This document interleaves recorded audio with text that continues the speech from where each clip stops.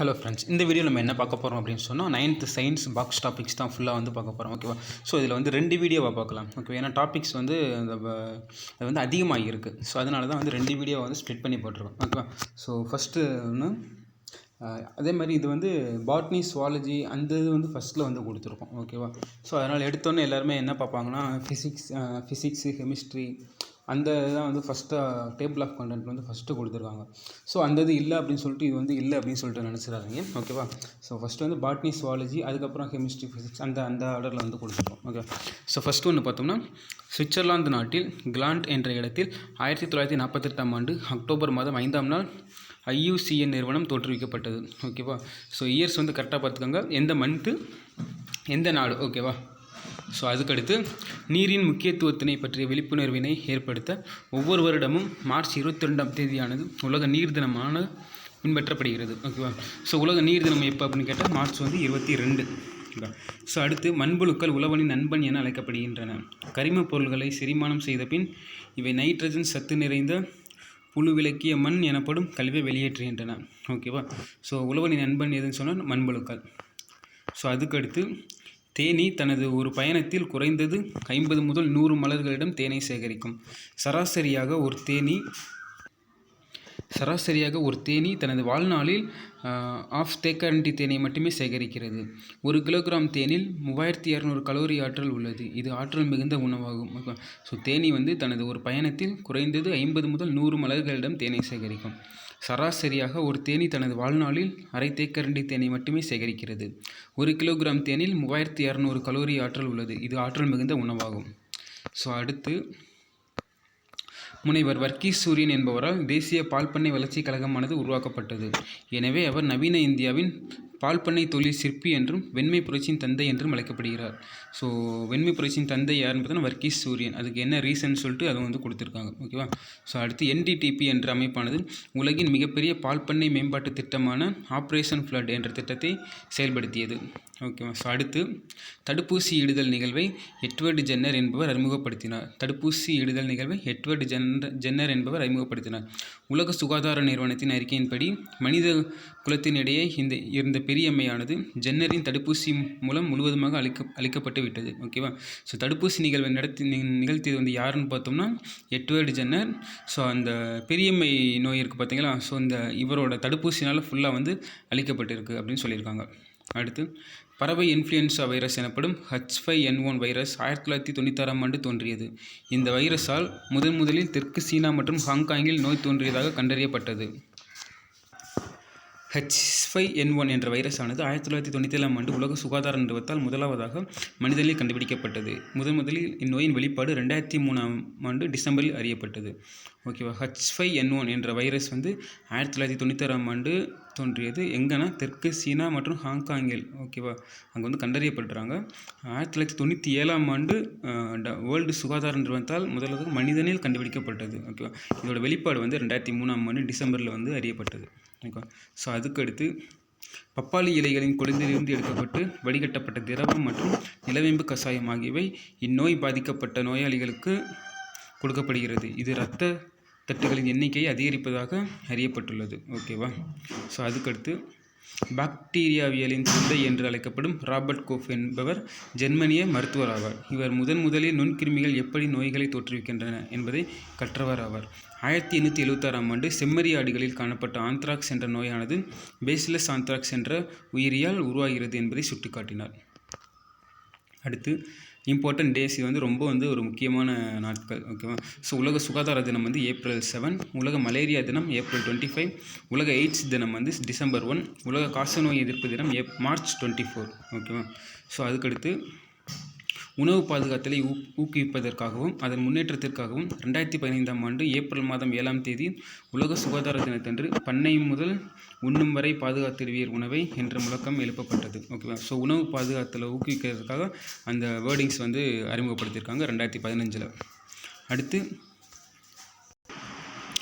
அடுத்து வாழைப்பழத்தை அறை வெப்பநிலையில் கெட்டுப்போகாமல் நீண்ட நாட்கள் பாதுகாக்கலாம். ஆனால் அதனை குளிர்சாதன பெட்டியில் வைத்தால் பழுக்கச் செய்வதற்கு தேவைப்படும் நொதியானது செயலிழந்து விடுகிறது. மேலும் செல்களை அழித்து பழுப்பு நிறத்தை உருவாக்க காரணமான நொதியானது அதிகம் செயல்பட்டு அதனால் பழத்தின் தோல் மஞ்சள் நிறத்திலிருந்து இருண்ட பழுப்பு நிறத்திற்கு மாறுகிறது. ஓகேவா? ஸோ வாழைப்பழத்தை வந்து ஃப்ரிட்ஜில் வச்சா என்ன ஆகும் அப்படின்னு சொல்லிட்டு அந்த ரீசன்ஸ் வந்து கொடுத்துருக்காங்க. ஓகேவா?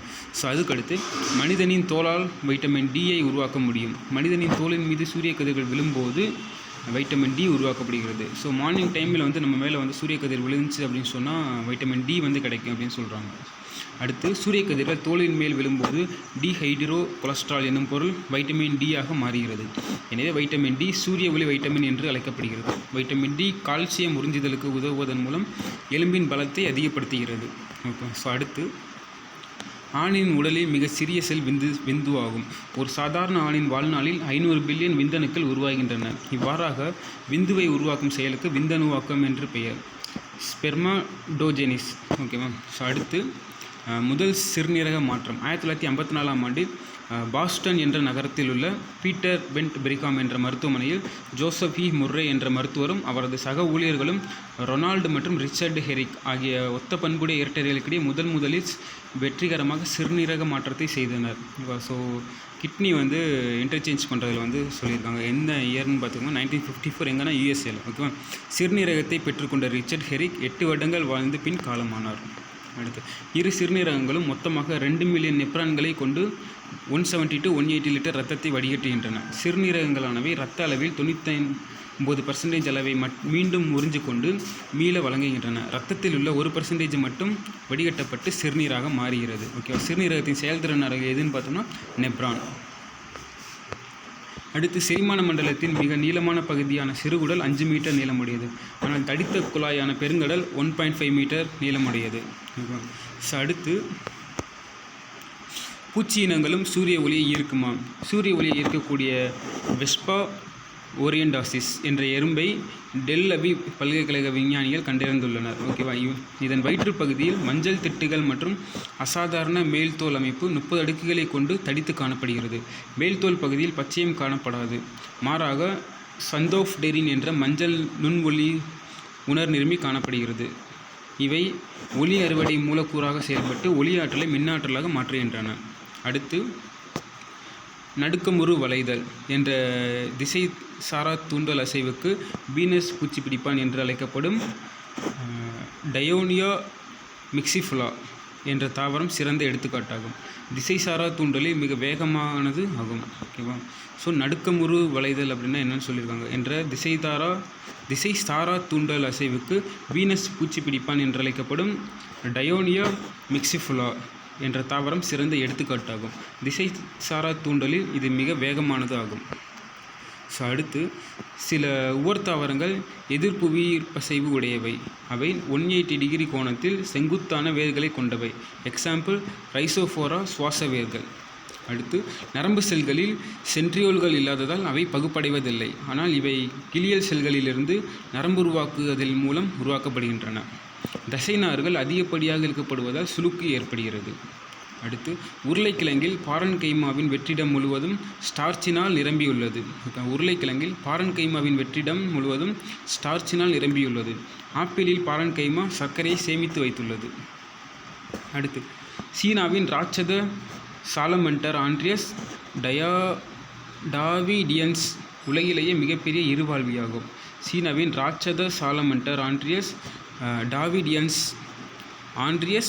டாவிடியன்ஸ் உலகிலேயே மிகப்பெரிய இருவாழ்வியாகும். இது 5 அடி மற்றும் 11 அங்குல நீளமும் 65 கிலோ எடையும் உடையது. இது மத்திய மற்றும் தெற்கு சீனாவில் காணப்படுகிறது. உணர்ச்சி, தன்விழிப்புணர்வு, ஆளுமை, அறிவாற்றல், மனிதத்தன்மை மற்றும் மனிதர்களுடனான தொடர்பு போன்ற பண்புகளை கொண்ட ஒரே முதுகுநானற்ற உயிரி ஆக்டோபஸ் ஆகும். பூமியின் மீது மனிதனுக்கு அடுத்து ஆதிக்கம் செலுத்துபவைகளாக ஆக்டோபஸ் விளங்கும் என சிலர் யூகிக்கின்றனர். சென்டிஃபீட் பூரான் என்பதற்கு 100 காலிகள் என்று பொருள். ஆனால் பெரும்பாலானவை 80 இணைக்கால்களை மட்டுமே பெற்றுள்ளன. மில்லிஃபீட் மரவட்டை என்பதற்கு 1000 கால்கள் என்று பொருள். இவை 100 கால்களை மட்டுமே பெற்றுள்ளன. அடுத்து இன்றைய உலக மக்கள் தொகையில் 40% பேர் வேளாண்மை தொழிலில் ஈடுபடுகின்றனர். இதுவே உலகின் மிகப்பெரிய தனிப்பட்ட வேலைவாய்ப்பு ஆகும். உலக மக்கள் தொகையில் 40% பேர் வேளாண்மை தொழிலில் ஈடுபடுகின்றனர். இதுவே உலகின் மிகப்பெரிய தனிப்பட்ட வேலைவாய்ப்பு ஆகும். பூமியிலுள்ள யுரேனியமானது சிதைவடைந்து மனிதர்களுக்கு மிகவும் ஆபத்தை விளைவிக்கும் ரேடான் வாயுவை வெளியிடுகிறது. இதுவே நுரையீரல் புற்றுநோயை ஏற்படுத்தும் 2வது முக்கிய ஐசோடோப் என்று கருதப்படுகிறது. ஓகேவா? ஸோ யுரேனியம் நுரையீரல் புற்றுநோயை ஏற்படுத்தும் 2வது முக்கிய ஐசோடோப். ஓகேவா ஆகும். அடுத்து சில உலோகங்கள் சோடியம் ஹைட்ராக்சைடுடன் வினைபுரிவதில்லை. Example CuAgCr. அமிலத்துவம் என்பது ஒரு கார மூலக்கூறில் உள்ள இடப்பெயர்ச்சி செய்யக்கூடிய ஹைட்ராக்சில் தொகுதிகளின் எண்ணிக்கையாகும். ஓகே. அடுத்து அனைத்து எரிகாரங்களும் காரங்கள் ஆகும். ஆனால் அனைத்து காரங்களும் எரிகாரங்கள் அல்ல. NaOH மற்றும் KOH எரிகாரங்கள் ஆகும். AlOH3 மற்றும் ZnOH3 காரங்கள் ஆகும். அடுத்து அமில கரைசலில் நீரின் பங்கு. அமிலங்கள் நீரில் கரையும் போது மட்டுமே தங்களின் பண்புகளை வெளிப்படுத்தும். நீரில் கரையும் போது H+ அயனிகளை தருவதால் அது அமிலம் என அறிய முடிகிறது. அதே சமயம் கரிம கரைப்பானில் அமிலங்கள் அயனியுறுவதில்லை. எக்ஸாம்பிள் ஹைட்ரஜன் குளோரைடு நீரில் கரையும் போது H+Cl- அயனிகளை தருகிறது. அதே சமயம் எத்தனால் போன்ற கரிம கரைப்பானில் அயனியுறாமல் மூலக்கூறுகளாகவே இருக்கும். அடுத்து சில உலோகங்கள் அமிலத்துடன் வினைபுரிந்து ஹைட்ரஜனை வெளியேற்றுவதில்லை. Example AgCu. அடுத்து வெப்பம் மற்றும் கதிர்வீச்சு அல்லது வேதிவினை அல்லது மின்னிறக்கத்தால் அயனிகளை பிரித்தெடுக்கும் நிலை அயனியாதல் எனப்படும். அடுத்து அமிலங்களுக்கு காரத்துவம் என்ற பதத்தை பயன்படுத்துகிறோம். இது அதிலுள்ள இடப்பெயர்ச்சி செய்யக்கூடிய ஹைட்ரஜன் அணுக்களின் எண்ணிக்கையை குறிப்பதாகும். எக்ஸாம்பிள் அசிட்டிக் அமிலத்தில் CH3COOH அதோட வாய்ப்பாடு 4 ஹைட்ரஜன் அணுக்கள் இருந்தாலும் ஒரே ஒரு ஹைட்ரஜனை மட்டுமே இடப்பெயர்ச்சி செய்ய முடியும். எனவே இது ஒற்றை காரத்துவம் உடையது. அனைத்து அமிலங்களும் 1 அல்லது அதற்கு மேற்பட்ட ஹைட்ரஜன் அணுக்களை கொண்டவை. ஆனால் ஹைட்ரஜன் உள்ள அனைத்து பொருட்களும் அமிலங்கள் அல்ல. எக்ஸாம்பிள் மீத்தேன், அமோனியா ஆகியவை ஹைட்ரஜனை கொண்டுள்ளன. ஆனால் இவை நீர்த்த கரைசலில் ஹைட்ரஜன் அயனிகளை தராது. அடுத்து அணுக்கள் மிக நுண்ணிய நிறையெண்களை பெற்றுள்ளதால் அவற்றை கிராமில் அளவிட முடியாது. அவை AMU அணு நிறை அலகு என்று அளவிடப்படுகின்றன. இதன் புதிய அலகு U. அணுவின் உருவ அளவு நானோமீட்டர் என்ற அலகினால் அளவிடப்படுகின்றது. 1 நானோமீட்டர் 10⁻⁹ மீட்டர். அணுக்கள் மிகவும் நுண்ணிய பொருளாக உள்ளதால் அவை ஸ்கேனிங் எலக்ட்ரான் மைக்ரோஸ்கோப் மூலம் பார்வையிடப்படுகின்றன. ஓகேவா? ஸோ அடுத்து புரோட்டான்களையும் நியூட்ரான்களையும் இணைக்கும் விசையானது ஈர்ப்பு விசையை காட்டிலும் மிகவும் வலிமையானது. இது யுகாவா விசை என அழைக்கப்படுகிறது. அடுத்து அணு எண் Z என்ற வடிவத்தில் ஏன் வடிவமைக்கப்பட்டுள்ளது? Z என்றால் ஸ்லால், ஜெர்மனிய மொழியில் எண் என்று பொருள். Z என்பதை அணு ஸ்லால், ஆட்டம் ஸ்லால் அல்லது அணு எண் எனலாம். A என்கிற குறியீடு M. ஜெர்மனிய மொழியில்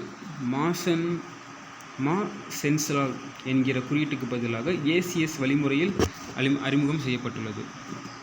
அணுக்களின் அடிப்படை துகள்களான புரோட்டான்கள், நியூட்ரான்கள், எலக்ட்ரான்கள் நீங்களாக அணுவின் உட்கருவில் உள்ள பிற அடிப்படை துகள்களானவ மெசான்கள், நியூட்ரினோக்கள், ஆன்டி நியூட்ரினோக்கள், பாசிட்ரான்கள். அடுத்து 1920ஆம் ஆண்டு அணுவின் உட்கருவில் நடுநிலைத்தன்மை உடைய துகள் ஒன்று உள்ளது என ரூதர்போர்ட் தீர்மானித்தார். ஜேம்ஸ் ஷாட்விக் நியூட்ரானை கண்டறிந்தார். இவர் ரூதர்போர்டின் மாணவன். அடுத்து கரைப்பான் சாறு இறக்கல் என்பது பன்னெடுங்காலமாக பயன்படுத்தப்பட்டு வரும் முறையாகும். ஸோ வாசனை திரவியங்கள் தயாரித்தல் மற்றும் பல்வேறு மூலங்களிலிருந்து சாயங்கள் தயாரித்தலில் இது பயன்படுகிறது. கரைப்பான் சாறு இறக்கல் அதை பற்றி சொல்லியிருக்காங்க. இரத்தம் ஒரு கலவை, ஏனெனில் இது இரத்த தட்டுக்கள், சிவப்பு மற்றும் வெள்ளை இரத்த அணுக்கள் மற்றும் பிளாஸ்மா போன்ற பல்வேறு கூறுகள் கலந்துள்ளன. அடுத்து பாஸ்பரஸ், நைட்ரஜன் மற்றும் பொட்டாசியத்தின் சேர்மங்கள் உரம் தயாரிக்க பயன்படுகின்றன. சிலிக்கான் சேர்மங்கள் கணிப்பொறித் துறையில் முக்கிய பங்கு வகிக்கின்றன. புளோரின் சேர்மங்கள் நம் பற்களை வலுப்படுத்த உதவும் பற்பசையில் பயன்படுத்தப்படுகின்றன. அடுத்து நவீன ஆவர்த்தன அட்டவணையில் நமக்கு தெரிந்த இதுவரை உள்ள 118 தனிமங்களில் 92 தனிமங்கள் இயற்கையில் காணப்படுகின்றன. மற்ற 26 தனிமங்கள் செயற்கை முறையில் உருவாக்கப்பட்டவை. ஆனால் இத்தகைய 118 தனிமங்களிலிருந்து கோடிக்கணக்கான சேர்மங்கள் உருவாக்கப்பட்டுள்ளன. அவற்றில் சில இயற்கையானவை மற்றும் சில செயற்கையானவை. நாம் பார்க்கும் அல்லது உணரும் அனைத்தும் பருப்பொருள்கள் அல்ல. எடுத்துக்காட்டாக சூரிய ஒளி, விசை மற்றும் ஆற்றல் ஆகியன நிலையற்றவை மற்றும் இடத்தை அடைப்பவை இல்லை. எனவே இதுவே பருப்பொருள்கள் ஆகாது. அனைத்து விண்மீன்களும் கிழக்கிலிருந்து மேற்காக நகர்வது போல் தோன்றினாலும் ஒரே ஒரு விண்மீன் மட்டும் நகராமல் உள்ளது போல் தெரியும். அது துருவ விண்மீன் என்று அழைக்கப்படுகிறது. நிலையாக அமைந்துள்ள புவியின் சுழலச்சிற்கு நேராக அமைந்திருப்பதால் துருவ விண்மீன் ஒரே இடத்தில் உள்ளது போல் தோன்றுகிறது. புவியின் தெற்கு அரைக்கோளத்திலிருந்து துருவ விண்மீன் தெரிவதில்லை. அடுத்து, நுண் ஈர்ப்பு என்பது பொருள்கள் அல்லது மனிதர்கள் எடையற்று இருப்பது போல் தோன்றும் நிலையாகும். விண்வெளி வீரர்களும் ஒரு சில பொருள்களும் விண்வெளியில் மிதக்கும் போது நுண்ணீர்ப்பின் விளைவுகளை நாம் அறியலாம். நுண்ணீர்ப்பு என்றால் மிகச்சிறிய ஈர்ப்பு என்று பொருள்படும். அடுத்து, காஸ்மிக் ஆண்டு நொடிக்கு 250 கிலோமீட்டர், மணிக்கு 9 லட்சம் கிலோமீட்டர் வேகத்தில் பால்வெளி வீதியை சுற்றி வர பூமி எடுத்துக்கொள்ளும் காலம் காஸ்மிக் ஆண்டு எனப்படும். ஓகேவா? ஸோ ரொம்ப இம்பார்ட்டண்ட்டான நம்ம காஸ்மிக் ஆண்டு அப்படின்னு சொல்லிட்டு வேறு இயர்ஸ் கொடுத்துட்டு எந்த இது அப்படின்னு சொல்லிட்டு கூட கேட்கலாம் நமக்கு. ஓகே, இது 225 மில்லியன் புவி ஆண்டுகளுக்கு சமம்.